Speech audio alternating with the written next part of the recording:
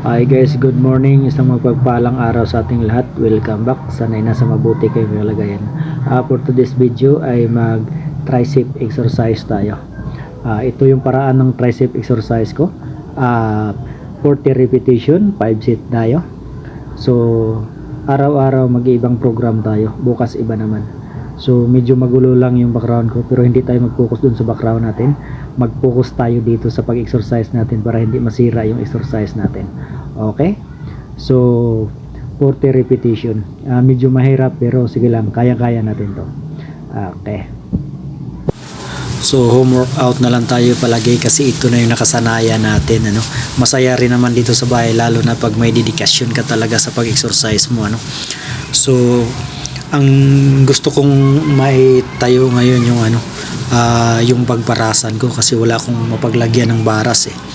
So yun lang guys, maraming salamat.